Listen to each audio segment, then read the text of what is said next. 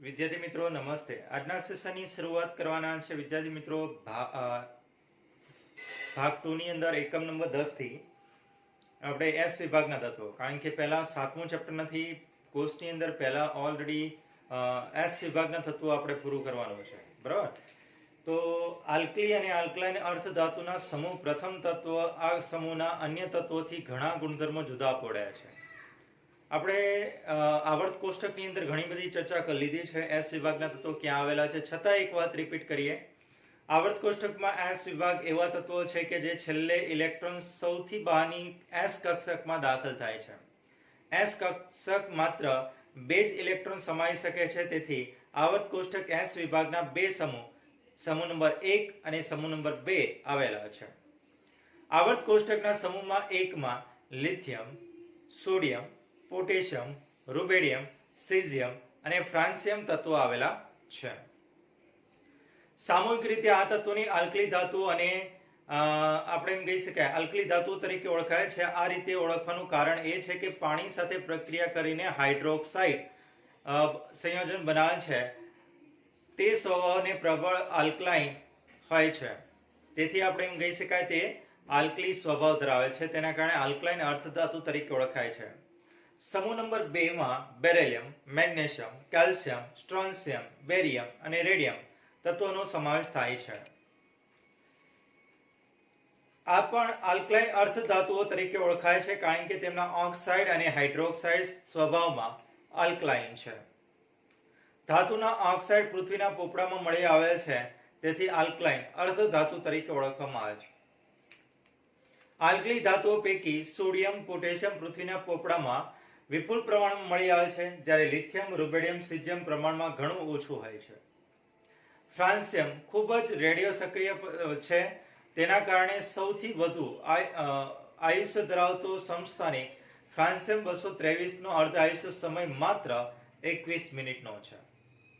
મતલબ અર્ધ આયુષ્ય સમય 21 મિનિટનો, અડધી પ્રક્રિયા પૂર્ણ થવા માટે લાગતો સમય છે એ 21 મિનિટનો છે. ત્યારબાદ વાત કરીએ આલ્કલાઇન અર્ધધાતુઓમાંથી કેલ્શિયમ અને મેગ્નેશિયમની વિપુલતાનો ક્રમ પૃથ્વીના પોપડામાં અનુક્રમે 5મા ક્રમ અને 6ઠ્ઠા ક્રમનો છે. તો વિદ્યાર્થી મિત્રો, હું સ્ટાર્ટિંગથી એક પોઈન્ટ લઈ લઉં છું કે ભાઈ એસ વિભાગના તત્વો સમૂહ નંબર 1 લઈ લઈએ. સમૂહ નંબર 1 ના તત્વોની વાત કરીએ તો પહેલું તત્વ છે લિથિયમ,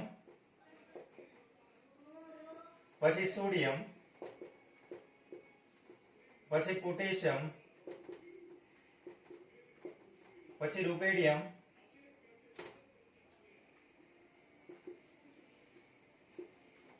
સીઝિયમ અને લાસ્ટમાં ફ્રાન્સિયમ.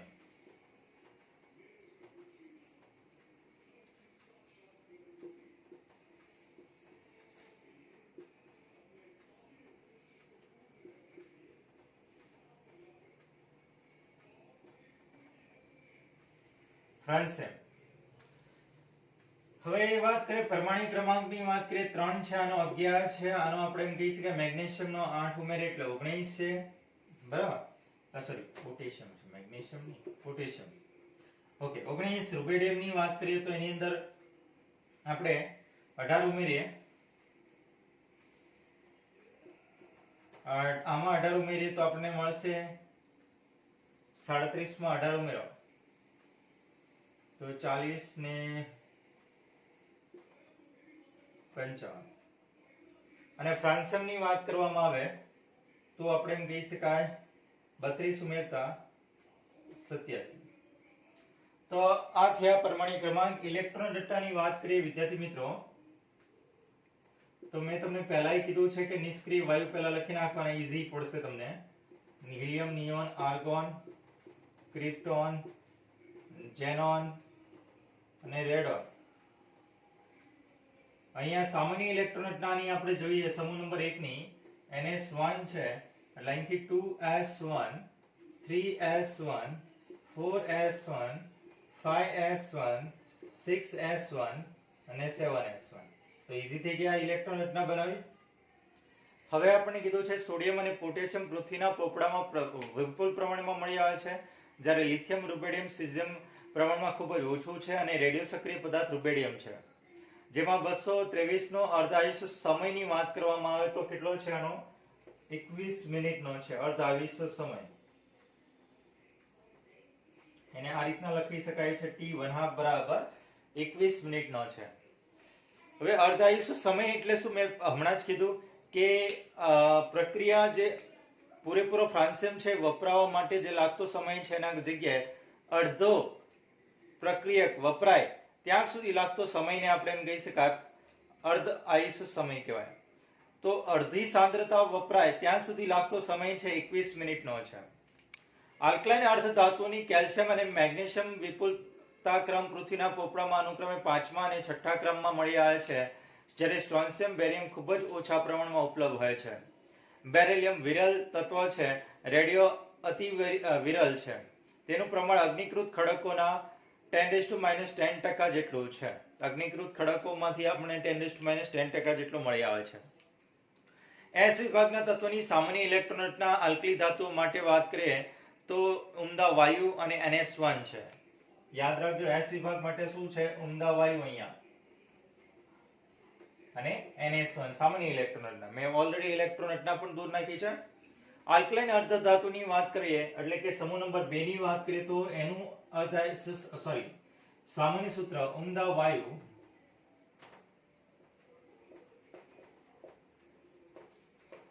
NH2 છે. બરાબર, સમૂહ નંબર 2 ની વાત છે. ઉમદા વાયુ NH2 છે.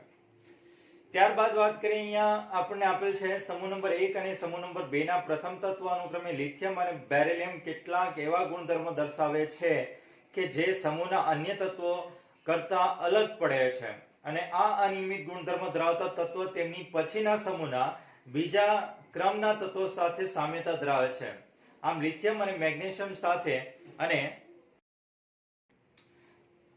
લિથિયમ અને મેગ્નેશિયમ ઉપરાંત વાત કરીએ બેરિલિયમ અને એલ્યુમિનિયમ વચ્ચે તેમના ઘણા ગુણધર્મો આપણે સમાનતા જોવા મળે છે. આવર્ત કોષ્ટકમાં આ પ્રકારની વિકર્ણીય સામ્યતાને કારણે તેને વિકર્ણ સંબંધ તરીકે ઓળખવામાં આવે છે. તો વિકર્ણ સંબંધ એટલે શું છે? એક સમૂહનો પ્રથમ સભ્ય અને બીજા સમૂહનો સેકન્ડ સભ્ય એટલે વિકર્ણ ક્રોસમાં છે, એમના ગુણધર્મો લગભગ સમાન જોવા મળે છે, તો એને વિકર્ણીય સંબંધ તરીકે ઓળખાય છે. આ વિકર્ણ સંબંધ તત્વોના આયને કદ અથવા અને વીજભાર અને બાય ત્રિજ્યાનો ગુણોત્તરને કારણે હોય છે. તો એનું કારણ શું છે? એને કીધું આયની કદ અને અથવા ત્રિજ્યાનો ગુણોત્તર આપણે કીધું વીજભાર અને ત્રિજ્યાનો ગુણોત્તર ને કારણે હોય છે. એક સંયોજક સોડિયમ અને પોટેશિયમ આયનો અને દ્વિસંયોજક મેગ્નેશિયમ અને કેલ્શિયમ આયનો જૈવિક દ્રવમાં ખૂબ જ પ્રમાણમાં જોવા મળે છે. આ આયનો અગત્યના જૈવિક કાર્યો જેવા કે આયન સંતુલનની જાળવણી, જ્ઞાનતંતુના વલણનું વહનનું કાર્ય કરે છે. આપણા શરીરની અંદર હ્યુમન બોડીની અંદર સોડિયમ, પોટેશિયમ, મેગ્નેશિયમ અને કેલ્શિયમનું ખૂબ જ અગત્યનું મહત્વ છે. બરાબર, તો આપણે સોડિયમ, પોટેશિયમ આ ઉપરાંત વાત કરીએ મેગ્નેશિયમ, કેલ્શિયમનું મહત્વની પણ વાત કરીએ. આપણે શરીરની અંદર જોઈએ તો હાડકા કેલ્શિયમના બનેલા છે, પરંતુ એનું કાર્ય શું છે? મેગ્નેશિયમ પણ હાડકાની અંદર જરૂરી છે. આ ઉપરાંત વાત કરીએ તો સોડિયમ, પોટેશિયમ છે આપણા જ્ઞાનતંતુ માટે ખૂબ મહત્વનો છે. આપણે સ્પર્શ કરીએ છીએ કોઈ પણ તપેલી, ગરમ તપેલીને તરત હાથ લઈ લઈએ છીએ, એનું કારણ શું છે? પછી આપણા શરીરની અંદર પંપ, જે બ્લડ પંપ હોય છે એ સોડિયમ પોટેશિયમને કારણે ચાલતો હોય છે. આપણે જાણીએ છીએ કે સોડિયમનું પ્રમાણ વધી જાય તો બ્લડ પ્રેશર વધી જાય છે, અને સોડિયમનું પ્રમાણ ઘટી જાય શરીરની અંદર તો બ્લડ પ્રેશર ઘટે છે. તો દબાણ માટે, બ્લડના દબાણ માટે પણ સોડિયમ પોટેશિયમ પંપ કાર્યરત છે. ઓકે, તો આ જે જનરલ માહિતી હતી અત્યાર સુધીની સમૂહ નંબર 1 ના ઇલેક્ટ્રોન રચના મેં દોરી દીધી છે ઓલરેડી. એના પછી વાત કરીએ આગળ પરમાણ્ય અને આયની ત્રિજ્યાની વાત કરીએ. આવર્ત કોષ્ટકમાં આપણે અગાઉ પણ ભણી ગયા છે. આવર્ત કોષ્ટકમાં કોઈ પણ આવર્તમાં આલ્કલી ધાતુના પરમાણ્ય કદ સૌથી મોટા હોય છે. આલ્કલી કદ સૌથી મોટા હોય છે. પરમાણ્ય ક્રમાંક વધવાની સાથે આપણે એમ કહી શકાય પરમાણુનું કદ પણ વધે છે. એક સંયોજક આયનો M+ આયનો તેના જનક પરમાણુઓ કરતા કદમાં નાના હોય છે. સમૂહમાં ઉપરથી નીચે તરફ જતા આલ્કલી ધાતુઓ પરમાણ્ય અને આયની ત્રિજ્યા વધતી જાય છે. એટલે કે લિથિયમથી સીઝિયમ તરફ જતા પરમાણ્ય કદ વધે છે. વિદ્યાર્થી મિત્રો, આપણે ભણી ગયા છે આવર્ત કોષ્ટકમાં ડાબીથી જમણી તરફ જાઓ યાદ કરો, ડાબીથી જમણી તરફ જાઓ, પરમાણિક કદમાં ઘટાડો થાય છે. તો ડાબીથી જમણી તરફ જતા પરમાણિક કદમાં ઘટાડો થાય તો ડાબી બાજુ રહેલો ભાગ છે એનું કદ કેવું થઈ જાય? વધી જાય. કારણ શું હતું એ ત્યાં યાદ રાખીએ આપણે. ડાબીથી જમણી તરફ જતા કદ ઘટે છે એનું કારણ એ છે અસરકારક કેન્દ્રીય વીજભાર વધે છે અને બાહ્યતમ કોષમાં રહેલા ઇલેક્ટ્રોન એક જ કક્ષામાં આવેલા હોવાથી તેમની વચ્ચે આકર્ષણ વધુ હોવાને કારણે આપણે કદ ઘટે છે. આપણે સમૂહ નંબર 1 ની વાત કરીએ તો સમૂહ નંબર 1 ના કદ અન્ય સમૂહ કરતા વધુ છે. ઉપરથી નીચે તરફની વાત કરીએ અહીંયા. હવે હું અહીંયા લખું છું પરમાણ્વીય કદ. ચાર્ટ બનાવવાનો મારી. વિદ્યાર્થી મિત્રો, ફરીથી વાત કરીએ, પરમાણ્વીય કદ ઉપરથી નીચે તરફ જતા વધે છે. તેનું કારણ લખી શકાય કે ઇલેક્ટ્રોન દૂરની કક્ષામાં ગોઠવાય છે, એટલે કે n ની કક્ષામાં વધારો થાય છે, એટલે કે મુખ્ય ક્વોન્ટમ અંક વધતો જાય છે એમ કહી શકાય. આ કારણે કદમાં શું થાય છે? વધારો. કારણ કે ઇલેક્ટ્રોન છે પહેલી કક્ષામાં બીજી કક્ષામાં ગોઠવાયેલો છે, ત્રીજા આવર્તમાં રહેલો તત્વમાં ત્રીજી કક્ષામાં દૂરના અંતરે ગોઠવાયેલો છે, એટલે આકર્ષણ બળ ઓછું છે, તેથી એનું કદમાં શું જોવા મળે છે? વધારો જોવા મળે છે. બીજી વસ્તુ કીધી છે જનક પરમાણુ કરતા ઓલરેડી આયનનો કદ ઘટે છે. એવું કેમ કીધું છે? તો આપણે ભણી ગયા છે. દાખલા તરીકે સોડિયમની વાત કરીએ.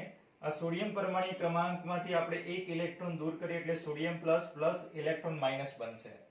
હવે તમે ચેક કરો, સોડિયમનો પરમાણુ ક્રમાંક 11 છે તો પ્રોટોનની સંખ્યા 11 અને ઇલેક્ટ્રોનની સંખ્યા પણ 11. જ્યારે અહીંયા સોડિયમ પ્લસ ની વાત કરવામાં આવે વિદ્યાર્થી મિત્રો, તો એમાં પ્રોટોનની સંખ્યા તો 11 છે પણ ઇલેક્ટ્રોન કેટલા થઈ ગયા? 10. હવે સમજીએ કે શરૂઆતમાં સોડિયમની અંદર 11 હતા, સામે 11 હતા. દોરડા ખેંચવાળી વાત, બંને બાજુ સરખું એટલે કોઈ એકબીજા ખેંચી નહીં શકે, એટલે મતલબ જે કદ છે એ યથાવત છે. પરંતુ હવે આ બાજુ 11 છે અને સામે 10 છે. હું ખેંચીશ ઓલરેડી અને સામેવાળા ખેંચશે તો કઈ બાજુ વધુ ખેંચાણ થશે? તો આપણે એમ કહી શકાય 11 બાજુ, કારણ કે 11 પ્રોટોન છે સામે 10 જ ઇલેક્ટ્રોન છે, તો અંદરની તરફ ઇલેક્ટ્રોનને ખેંચશે. અંદરની તરફ ઇલેક્ટ્રોનને ખેંચે એટલે કદમાં શું થાય? ઘટાડો. એટલા જ માટે કહી શકાય જનક પરમાણુ કરતા ધન આયનનું કદ હંમેશા નાનું હોય છે. અને આપણે એવું પણ ભણી ગયા છે જનક પરમાણુ કરતા ઋણ આયનનું કદ કેવું હોય છે? મોટું. જે એકમ કસોટીમાં પણ પૂછાઈ ગયેલું છે હમણાં, બરાબર, લાસ્ટના સમયમાં. હવે વાત કરીએ એના પછી આયનીકરણ એન્થાલ્પી ઉર્જા. આલ્કલી ધાતુઓની આયનીકરણ એન્થાલ્પી ઓછી હોય છે અને સમૂહમાં ઉપરથી નીચે તરફ જતા લિથિયમથી CS તરફ જતા આયનીકરણ એન્થાલ્પી ઘટે છે. આમ થવાનું કારણ વધતા જતા કેન્દ્રીય વીજભારની સરખામણીમાં વધતા જતા પરમાણ્વીય કદની અસર વધારે હોય છે તથા બાહ્યતમ કક્ષામાં રહેલા ઇલેક્ટ્રોન કેન્દ્રીય વીજભારથી પરિરક્ષિત થયેલા હોય છે. તો ઓલરેડી આપણે ભણી ગયા. બીજો એક પોઈન્ટ લઈએ અહીંયા આપણે, બીજો ડેલ્ટા IH. ડેલ્ટા IH એટલે પ્રથમ આયનીકરણ એન્થાલ્પી ઉર્જા. ઉપરથી નીચે તરફ જતા આયનીકરણ એન્થાલ્પી ઉર્જા ઘટે છે, બરાબર. ઘટવાનું કારણ શું છે? તો એનું રીઝન એમ કીધું છે ઉપરથી નીચે તરફ જતા પરમાણ્વીય કદ વધે છે. પરમાણ્વીય કદ વધે છે, અથવા આપણે એમ લખી શકાય અસરકારક કેન્દ્રીય વીજભારની સરખામણીમાં પરમાણ્વીય કદની અસર વધારે છે. અસરકારક એટલે કે Z ઇફેક્ટ જ લખું ડાયરેક્ટ. Z ઇફેક્ટ કરતા, બરાબર, Z ઇફેક્ટ એટલે અસરકારક કેન્દ્રીય વીજભાર કરતા પરમાણ્વીય કદ વધુ અસર કરે છે, વધે છે. એટલા માટે કદ વધે એટલે દૂરના અંતરે ગોઠવાયેલો હશે અને દૂરના ઉપરથી નીચે તરફ જતા પરિરક્ષિત કેન્દ્રીય વીજભારથી પરિરક્ષિત થયેલા છે ઇલેક્ટ્રોન. એટલે કે આપણે એમ કહી શકાય પરિરક્ષિતનો શબ્દ આપણે વાપર્યો તો સ્ક્રીનિંગ અસર. સ્ક્રીનિંગ અસર વધે છે. ઉપરથી નીચે તરફ જતા સ્ક્રીનિંગ અસર વધવાને કારણે આપણે એમ કહી શકાય કે આયનીકરણ એન્થાલ્પી ઉર્જા ઓછી ખર્ચવી પડે, સહેલાઈથી દૂર કરી શકાય. જેમ દૂરના અંતર હશે તેમ ઇલેક્ટ્રોન સહેલાઈથી દૂર કરી શકાય. જે આગળ પણ મેં ચર્ચા ડીપમાં કરી દીધી છે, એટલે આમાં અત્યારે ડીપમાં એટલી બધી નહીં કરું. જલીયકરણ એન્થાલ્પી ઉર્જા, હાઇડ્રેશન એન્થાલ્પી ઉર્જા પણ વિશે આપણે વાત કરી લીધી છે. આલ્કલી ધાતુ આયનની જલીયકરણ એન્થાલ્પીનું મૂલ્ય આયની કદ વધવાની સાથે ઘટે છે. આયની કદ વધવાની સાથે ઘટે છે, યાદ રાખજો. તો લિથિયમ પ્લસ કરતા સોડિયમ પ્લસ કરતા આપણે એમ કહી શકાય પોટેશિયમ પ્લસ કરતા રૂબેડિયમ પ્લસ કરતા સીઝિયમ પ્લસ કરતા ફ્રાન્સિયમ પ્લસ. તો આ ફ્રાન્સિયમ નો આવે રેડિયો સક્રિય પદાર્થ છે, એટલે ઉપરથી નીચે તરફ જતા જલીયકણ એન્થાલ્પી નું મૂલ્ય આયનીય કદ વધવાની સાથે ઘટે છે. લિથિયમ પ્લસનો જલીયકરણ અંશ સૌથી વધારે છે. આ કારણને લીધે લિથિયમ ક્ષારો મુખ્યત્વે જળયુક્ત ક્ષારો ધરાવે છે. તો આનું જે ક્ષાર છે એ લિથિયમ ક્લોરાઇડ ઇન્ટુ H2O બનાવે છે. બરાબર, આ ખાસ ધ્યાનમાં રાખજો, પોઈન્ટ અગત્યનો છે. ત્યારબાદ વાત કરીએ ભૌતિક ગુણધર્મ. તો વિદ્યાર્થી મિત્રો, આમ તો જોવા જઈએ તો આજે થોડોક સેશન નાનો રાખીએ આપણે, એટલું તૈયાર કરી નાખજો, સમજજો વ્યવસ્થિત રીતે. ફરીથી એસ વિભાગના તત્વો આવે છે, નામ જેણે નથી કર્યા એના નામ કરવાના થશે, ઇલેક્ટ્રોન રચના, સંજ્ઞા, આ બધા પોઈન્ટ જોવાના થશે. બરાબર, તો આજનું સેશન અહીંયા સુધી રાખીએ. ત્યારબાદ વાત કરીએ ભૌતિક ગુણધર્મ વિશે. વાત વિદ્યાર્થી મિત્રો, એક ભૌતિક ગુણધર્મનો પોઈન્ટ આપણે જોઈ લઈએ, પછી આપણે આગળ ચર્ચા કરશું. સેશન પૂરું નથી કરવું. ભૌતિક ગુણધર્મની વાત કરીએ. બધી જ આલ્કલી ધાતુઓ ચાંદી જેવી સફેદ, નરમ અને વજનથી હલકી હોય છે. તેમના મોટા કદના કારણે તેમની ઘનતા ઓછી હોય છે, જે સમૂહમાં લિથિયમથી સીઝિયમ તરફ જતા વધે છે. પોટેશિયમ સોડિયમ કરતા હલકી ધાતુ છે. તેઓના નીચા ગલન બિંદુ અને ઉત્કલન બિંદુ દર્શાવે છે કે તેઓમાં એકલ સંયોજકતા ઇલેક્ટ્રોન હોવાને કારણે નિર્બળ ધાત્વીય બંધ રહેલો છે. આલ્કલી ધાતુઓ અને તેના ક્ષારો ઓક્સિડાઇઝિંગ જ્યોતમાં લાક્ષણિક રંગ દર્શાવે છે. ખૂબ અગત્યનો પોઈન્ટ છે વિદ્યાર્થી મિત્રો. ફરીથી વાત કરીએ, ભૌતિક ગુણધર્મ એટલે બાહ્ય દેખાવની વાત કરેલ છે. ચાંદી જેવો સફેદ છે, નરમ છે, વજનમાં હલકી હોય છે. આ યાદ રાખજો. મોટા કદના કારણે તેની ઘનતા ઓછી હોય છે. મોટું કદ છે, કારણ કે ઘનતા બરાબર દળ ભાગ્યા કદ. કદ નીચે આવે તો ઘનતા શું થશે? ઘટશે. ઓકે. લિથિયમ થી સીઝિયમ તરફ જતા આપણે એમ કહી શકાય ઘટે છે, વધે છે ઘનતા. પોટેશિયમ સોડિયમ કરતા હલકી ધાતુ છે. યાદ રાખજો, પોટેશિયમ એ સોડિયમ કરતા કેવી છે? હલકી ધાતુ. સોડિયમ કરતા પોટેશિયમ હલકી ધાતુ છે. બરાબર, આ પોઈન્ટ અગત્યનો છે. તેઓના નીચા ગલન બિંદુ અને ઉત્કલન બિંદુ દર્શાવે છે કે તેઓમાં એકલ સંયોજકતા ઇલેક્ટ્રોન હોવાને કારણે નિર્બળ ધાત્વીય બંધ રહેલો છે. આ ઉપરાંત વાત કરીએ ધાતુના ક્ષારો ઓક્સિડાઇઝિંગ જ્યોતની લાક્ષણિક રંગ દર્શાવે છે. તેના આમ થવાનું કારણ એ છે કે જ્યોતની ગરમી તેની બાહ્યતમ કક્ષામાં રહેલા ઇલેક્ટ્રોનને ઊંચા શક્તિ સ્તરમાં પર ઉત્તેજિત કરે છે. જ્યારે ઉત્તેજિત થયેલા ઇલેક્ટ્રોન પાછા ધરાવાવસ્થામાં પરત થાય છે ત્યારે દ્રશ્ય ક્ષેત્રમાં નીચે દર્શાવ્યા પ્રમાણે કેટલાક વિકિરણનું ઉત્સર્જન કરે છે. તો યાદ રાખજો, અહીંયા દાખલા તરીકે સોડિયમની ઇલેક્ટ્રોન રચનાની વાત કરીએ વિદ્યાર્થી મિત્રો, આપણે એમ કહી શકાય આ ઇલેક્ટ્રોન રચના અહીંયા દોરેલી છે એટલે વાંધો નથી. નિયોન 3s1 છે અને આની પછી 3p છે, આની પછી 3d છે. તો આને એનર્જી હું આપું, એનર્જી આપતા આ રહેલો ઇલેક્ટ્રોન છે ઊંચી ઉર્જા ધરાવતી કક્ષકમાં સંક્રમિત થાય તો કદાચ 3s માંથી 3p માં જાય. પણ આપણે જાણીએ છીએ કે 3s ખાલી છે ત્યાં સુધી ઓલરેડી 3p માં જશે નહીં. પણ ઓલરેડી ઉર્જા આવી છે એટલે ઉર્જા ઊંચી ઉર્જા સ્તરમાં દાખલ થઈ ગયો. દાખલ થયો ત્યારબાદ મૂળ અવસ્થા પ્રાપ્ત કરવાનો પ્રયત્ન કરશે પાછો. તો મૂળ અવસ્થા પ્રયત્ન કરવા માટે શું કરશે? એ પોતે પાછો આવે ત્યારે જે ઉર્જા ખેંચી છે એને પોતે સંગ્રહ કરી તે રિલીઝ કરવી પડે. તો એ રિલીઝ કયા સ્વરૂપે કરશે? રંગ સ્વરૂપે કરશે. તો રંગ સ્વરૂપે દૂર કરે છે અને જુદા જુદા રંગ જોવા મળે, જુદી જુદી તીવ્રતાના. તો સૌથી પહેલા લિથિયમની વાત કરીએ, કિરમજી લાલ છે, જેની તરંગ લંબાઈ લેમ્ડા આપેલ છે આપણને નેનોમીટરમાં. તો કિરમજી લાલ પહેલા તો લખીએ, આની બાજુમાં લખતા જઈએ કિરમજી લાલ. આ યાદ રાખજો, ખૂબ અગત્યનો પોઈન્ટ છે, પ્રેક્ટિકલ ની અંદર પણ ખ્યાલ આવશે તમને. એને હું ઓલરેડી 670.8 નેનોમીટર જેટલી તરંગ લંબાઈ ધરાવે છે. સોડિયમની વાત કરીએ તો વિદ્યાર્થી મિત્રો એ પીળા રંગનો પ્રકાશ આપે છે, જેને આપણે એમ કહી શકાય 589.2 નેનોમીટર છે. 589.2 નેનોમીટર તરંગ લંબાઈ ધરાવે છે. પોટેશિયમની વાત કરીએ તો જાંબલી રંગ છે, 766.5 નેનોમીટર એની ફ્રીક્વન્સી છે. પછી રૂપેડી લાલ જાંબલી છે, તો લખતા જઈએ આપણે આનું પોટેશિયમનું જાંબલી, જેની આપણે એમ કહી શકાય 766.5 નેનોમીટર તરંગ લંબાઈ છે. રૂબેડિયમની વાત કરીએ તો આપણે લાલ જાંબલી કહી શકાય, રંગનો પ્રકાશ આપે છે. જેની ફ્રીક્વન્સીની વાત કરીએ, તરંગ લંબાઈની વાત કરીએ, તરંગ લંબાઈની વાત કરીએ 780 નેનોમીટર છે તરંગ લંબાઈ. આ બધી તરંગ લંબાઈ છે. પછી લાસ્ટમાં વાદળીની વાત કરીએ, સીઝિયમ વાદળી રંગનો આપે છે પ્રકાશ, અને એ 455.5 નેનોમીટર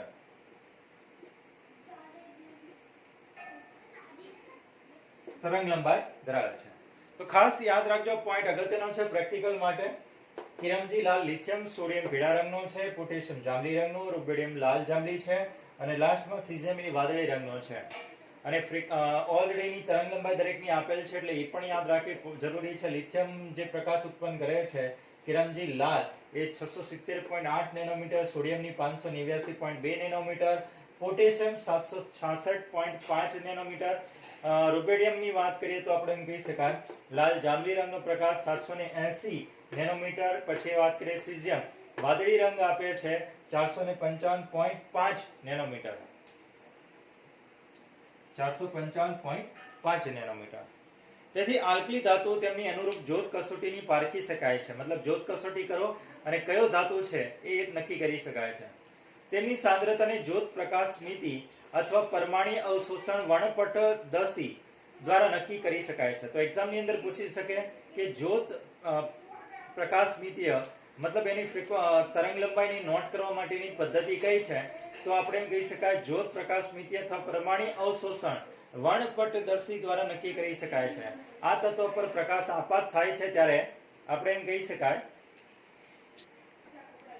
પ્રકાશનું શોષણ થવાને કારણે પરમાણુ ઇલેક્ટ્રોન ગુમાવે છે, અને આ ગુણધર્મોને કારણે સીઝિયમ અને પોટેશિયમ ઉપયોગ પ્રકાશ વિદ્યુત કોષમાં વિદ્યુત ધ્રુવ તરીકે થાય છે.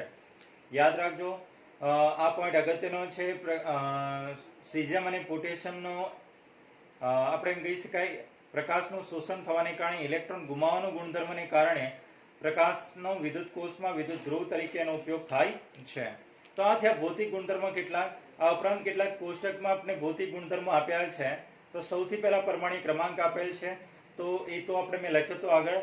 પછી વાત કરીએ આપણે પરમાણુ દળ, બધાને યાદ રાખવા જરૂરી છે, ફિક્સ મોટી કિંમતના, બરાબર. તો એ પણ આપણે જોઈએ. તો એની અંદર આપણને કહી શકાય કે પરમાણુ દળ લિથિયમનો 6.94 છે, એટલે કે 7 લઈએ છે એપ્રોક્સિમેટલી. આપણે સોડિયમનું 22.99 છે, એપ્રોક્સિમેટલી 23 લઈએ છે. પોટેશિયમનો 39.10 છે, એપ્રોક્સિમેટલી 39 લઈએ છે. રૂબેડિયમનું 85.47 છે, એપ્રોક્સિમેટલી 85.5 લઈએ છે. સીઝિયમનું 132.91 છે, આપણે એપ્રોક્સિમેટલી 133 લઈએ છે. અને ફ્રાન્સિયમનું 223 એનું પરમાણ્વીય દળ છે. તો આ પોઈન્ટ યાદ રાખજો. પછી આયનીકરણ એન્થાલ્પીના મૂલ્ય આપણને આપેલા છે. લિથિયમનો 520, સોડિયમનો 496, પોટેશિયમનો 419, રૂબેડિયમનો 403, સીઝિયમનો 376 અને ફ્રાન્સિયમનો -375 કિલો જૂલ પ્રતિ મોલ છે. વિદ્યાર્થી મિત્રો, આમાં મૂલ્ય કદાચ યાદ ન રહે તો કંઈ નહીં, પણ ક્રમ યાદ રાખજો. ઉપરથી નીચે તરફ જતા આયનીકરણ એન્થાલ્પી ઊર્જામાં ઘટાડો થાય છે, અને કારણ જલીયકરણ એન્થાલ્પી વિશે ભણી ગયા છે આપણે. તો લિથિયમનું 506 છે, સૌથી વધારે છે. સોડિયમનું આપણે કહીએ -406 છે, પોટેશિયમનું -330 છે, રૂબેડિયમનું -310 અને સીઝિયમનું -276 છે. ત્યારબાદ વાત કરીએ ધાત્વિય ત્રિજ્યાની વાત કરીએ તો 152 લિથિયમની છે, સોડિયમની 186 છે, પછી પોટેશિયમની 227, પછી આપણે એમ કે રૂબેડિયમની 248 અને લાસ્ટમાં સીઝિયમની 265 છે. તો આમાં યાદ રાખજો ધાત્વિય ત્રિજ્યા ઉપરથી નીચે તરફ જતા વધે છે, વધતો ક્રમ યાદ રાખજો. આયની ત્રિજ્યા વાત કરીએ, લિથિયમ પ્લસ ની સૌથી વધુ છે, આપણે એમ કહીએ ઓછી છે 76 પિકોમીટર, પછી સોડિયમ પ્લસ ની 102, પોટેશિયમ પ્લસ ની 138, રૂબેડિયમ પ્લસ ની 152, સીઝિયમ પ્લસ ની 167 અને ફ્રાન્સિયમ પ્લસ ની 180 આપણે એમ કહી શકાય પિકોમીટર આયની ત્રિજ્યા ધરાવે છે. એટલે ઉપરથી નીચે તરફ જતા ઘટે છે. ગલન બિંદુ અને ઉત્કલન બિંદુની વાત કરીએ વિદ્યાર્થી મિત્રો, તો ગલન બિંદુ યાદ રાખવાના છે. Lithium 454, sodium 371 kelvin. પછી વાત કરીએ પોટેશિયમનો 336, રૂબેડિયમનો 312, સીઝિયમનો 302. ઉપરથી નીચે તરફ જતા ઘટતો ક્રમ દર્શાવે છે. મૂલ્ય યાદ રાખો અને ઘટતો ક્રમ પણ યાદ રાખો, કારણ કે ઘણી વખત એનો ગલન બિંદુનો ઉપયોગ થશે. ઉત્કલન બિંદુની વાત કરીએ તો આપણે એમ કહી શકાય લિથિયમનો 1615 છે, સોડિયમનો 1156, પોટેશિયમનો 1032 અને લાસ્ટમાં વાત કરીએ રૂબેડિયમનો 961 અને સીઝિયમનો 944 કેલ્વિન છે. તો ઉપરથી નીચે તરફ જતા આમ તો જોવા જઈએ તો ઘટે છે, બરાબર. તો ઘટતો ક્રમ અને મૂલ્ય પણ યાદ રાખીએ. ઘનતાની વાત કરીએ લિથિયમની 0.53 ગ્રામ પ્રતિ સેન્ટીમીટર ક્યુબ. પછી વાત કરીએ આપણે સોડિયમની વાત કરીએ તો 0.97, પોટેશિયમની વાત કરીએ તો 0.86, રૂબેડિયમની વાત કરીએ તો 1.53 અને લાસ્ટમાં સીઝિયમની 1.90 છે. એના પછીનો જે પોઈન્ટ છે પ્રમાણિત પોટેન્શિયલ M+/M, એ રિડક્શન પોટેન્શિયલના મૂલ્યો આપેલા છે. મોસ્ટ આઈએમપી પોઈન્ટ છે તો એના મૂલ્ય ફરજિયાત કરવાના છે. લિથિયમનું -3.04 વોલ્ટ યાદ રાખજો, લિથિયમનું -3.04 વોલ્ટ. પછી સોડિયમનું -2.714 વોલ્ટ. પછી વાત કરીએ પોટેશિયમનું -2.925 વોલ્ટ. પછી રૂબેડિયમનું -2.930 વોલ્ટ. પછી સીઝિયમનું -2.927 અને ફ્રાન્સિયમનું હોય નહીં. તો આ મૂલ્ય કયા કામમાં આવશે એની વાત કરીએ વિદ્યાર્થી મિત્રો, તો એ મૂલ્ય છે આપણે યાદ કરીએ તો આપણે વિસ્થાપન પ્રક્રિયા ભણ્યા ગયા હતા ધાતુ સાથેની, તો એની અંદર મદદ કરશે. આપણે ભણી ગયા હતા કે CuSO4 ના દ્રાવણમાં ઝીંકની પટ્ટી ડુબાડવામાં આવે તો ઝીંકની પટ્ટી ખવાય, ઝીંકની પટ્ટી ઉપર ઓલરેડી કથ્થઈ રંગનું દ્રાવણ બને છે ને, જે CuSO4 નું વાદળી રંગ છે એ પોતે વાદળી રંગ ગુમાવે છે. આવું વસ્તુ ભણ્યા હતા. શા કારણે? તો ઝીંક સક્રિય ધાતુ છે, કોના કરતા? કોપર કરતા. એટલા માટે ઝીંક છે એ કોપરનું વિસ્થાપન કરે છે, CuSO4 માંથી કોપરને દૂર કરે અને પોતે બેસી જાય એટલે ZnSO4 બને છે. તો આ ઘટના આપણે બીજી રીતે સમજવી હોય તો ઇલેક્ટ્રોન રિડક્શન પોટેન્શિયલના મૂલ્યને આધારે સમજાવી શકાય છે. ઝીંકનો રિડક્શન પોટેન્શિયલનું મૂલ્ય -0.76 છે અને કોપરનું રિડક્શન પોટેન્શિયલનું મૂલ્ય 0.34 છે. તો રિડક્શન પોટેન્શિયલ મૂલ્ય ઓછું હોય તેનું શું થાય? ઓક્સિડેશન. અને જેનું વધુ છે એનું શું થશે? રિડક્શન. એટલે કે આમ વિસ્થાપન પ્રક્રિયા પણ દર્શાવશે. એ આપણે ડીપમાં વધુ જોઈશું, આપણે રેડોક્સ પ્રક્રિયાની વાત કરશું ત્યારે જોઈશું. બરાબર. અત્યારે ખાલી મૂલ્ય યાદ રાખો, ખૂબ ઇમ્પોર્ટન્ટ છે. -3.04 લિથિયમનું, -2.714 સોડિયમનું, -2.925 આપણે એમ કહી શકાય પોટેશિયમ, રૂબેડિયમનું -2.930 અને લાસ્ટમાં સીઝિયમની વાત કરીએ -2.927 છે. પછી આપણને આપેલ છે મૃદાવરણમાં પ્રાપ્તિ. બરાબર. પૃથ્વીના પેટર્નમાંથી ક્યાંથી પ્રાપ્તિ, કેટલી પ્રાપ્તિ છે? તો 18 લખેલ છે અને ફૂદડી 1 કરેલ છે. ફૂદડી 1 નો મીનિંગ છે ppm. બરાબર. 2.27 ની વાત કરેલ છે, ડબલ ફૂદડી કરેલ છે, વજનથી ટકાવાર પ્રમાણ આપેલ છે. 1.84 વજનથી ટકાવાર પ્રમાણ આપેલ છે. 78.12 આપણે એમ કહીએ ppm મળી આવે છે. એના પછી આપણે સીઝિયમની વાત કરીએ 2 થી 6 ppm મળી આવે છે અને -10⁻18 ppm મળી આવે છે એમ કહી શકાય. તો આ થઈ આપણે કોષ્ટકની વાત પણ થઈ ગઈ. ભૌતિક ગુણધર્મ અહીંયા સંપૂર્ણ પૂરા થયા. તો ભૌતિક ગુણધર્મો સુધી તમારે પોઈન્ટ લખવાના છે. હા, અને દરેક વિદ્યાર્થી મિત્રોને એ પણ કહેવાનું છે કે જે પણ હું ચલાવું છે એ નોટની અંદર લખતા રહેવાનું છે, તૈયાર કરીને લખતા રહેવાના છે પ્રશ્નોના જવાબ. બરાબર. અને એ ચોપડો હું ગમે ત્યારે મંગાવીશ ત્યારે તમારે ઓલરેડી એ તૈયાર હોવો જોઈએ. છેલ્લે નહીંતર એવું થશે કે હું 15 ચેપ્ટર ચલાવી દઈશ અને ચોપડો માંગી ત્યારે એક સાથે 15 ચેપ્ટર લખવા તમારે અઘરા પડી જશે. એટલે હું હોમવર્ક યાદ રાખજો, હોમવર્ક એ જ છે હું જે વિડીયોમાં ચલાવું છું એ ડેલી. હું ક્યારેય લખીશ નહીં કે આ પ્રશ્ન લખો, તમારે લખવાનો છે ફરજિયાત. ભૌતિક ગુણધર્મો કરીને ચોપડીમાં જેમ આપ્યું છે એ પ્રમાણે લખતું જવાનું. બરાબર. પ્રશ્નો તમારે વિચારવાના છે કેવી રીતના પ્રશ્નો આની અંદરથી બની શકે. તો વિદ્યાર્થી મિત્રો આજનું સેશન અહીંયા સુધી રાખીએ.